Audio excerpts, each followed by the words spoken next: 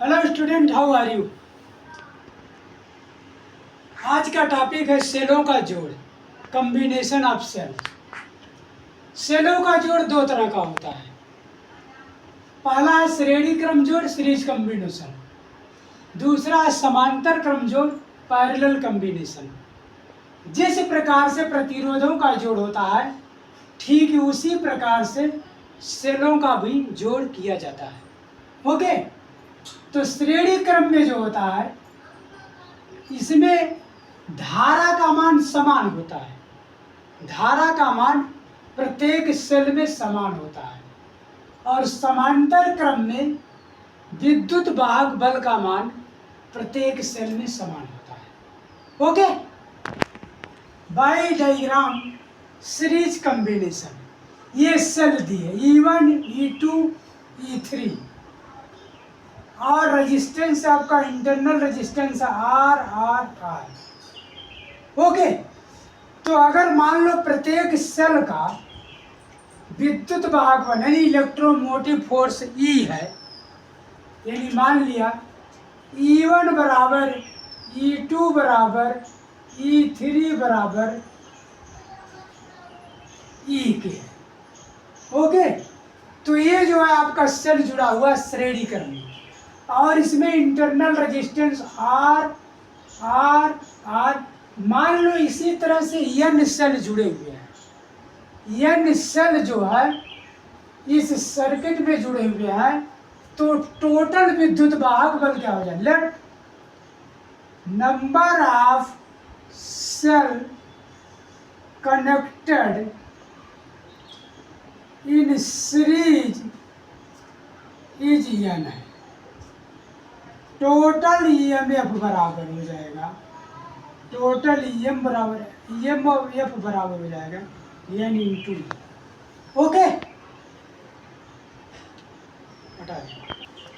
Total EMF यानी विद्युत वाहक बल बराबर एंड गुणे E is the electromotive force या विद्युत वाहक बल।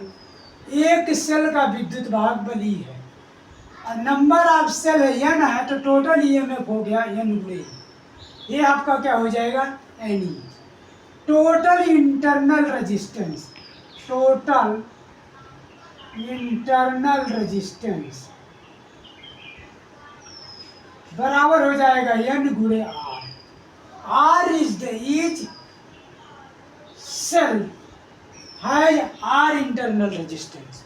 ओके, तो टोटल इंटरनल रेजिस्टेंस हो गया NR हो गया। लेट एक्सटर्नल रेजिस्टेंस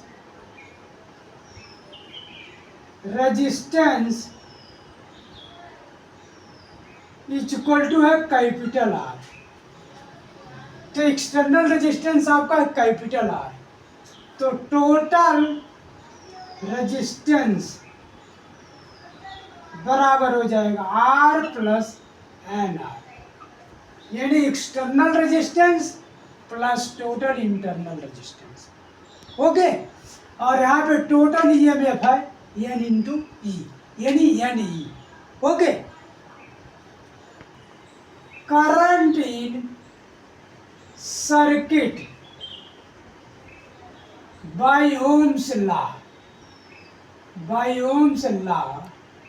I बराबर हो जाएगा एंड E upon R plus N।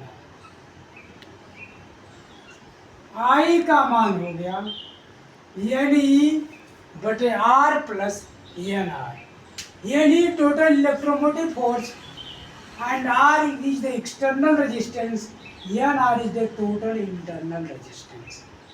दोस्तों, ये टोटल इंटरनल रेजिस्टेंस या इंटरनल रेजिस्टेंस क्या होता है? ये रेजिस्टेंस जो होता है, ये सेलों के जो इलेक्ट्रोड होते हैं उनके बीच का रेजिस्टेंस होता है। तो जितने सेल होंगे उतने ही इंटरनल रेजिस्टेंस होंगे। अगर एक सेल का इंटरनल रेजिस्टेंस R है, तो N सेल का इंटरनल रेजिस्टेंस हो जाएगा NR, और एक्सटर्नल रेजिस्टेंस R जो है उसके सीरीज में कनेक्ट है, तो टोटल रेजिस्टेंस हो जाएगा R प्लस NR। तो I इज इक्वल टू होता है NE upon R plus N R, क्योंकि हम जानते हैं ओम का नियम कहता है I is equal to V by R, और वी जो है ई के बराबर होता है। ई क्या होता है? वी के बराबर है, टोटल रेजिस्टेंस आर है। ओके, तो ये आपका सीरीज कॉम्बिनेशन ऑफ सेल में जो है ये करंट का मान होता है। अगर एन आर का मान, if value of N R is greater capital R के, तो आई बराबर हो जाएगा N E upon R. Okay, यानी कैपिटल आर, तो ये आपका आई का मान हो जाएगा। तो इस तरह से हम देखते हैं कि अगर धारा का मान सेम रहता है जब सेल जो है सीरीज क्रम में जुड़े होते हैं। ओके, आप लोगों को अगर वीडियो अच्छा लगे तो इसको लाइक करें, सब्सक्राइब करें, व्यूज करें, और जो है कोई अगर प्रॉब्लम है किसी भी टॉपिक में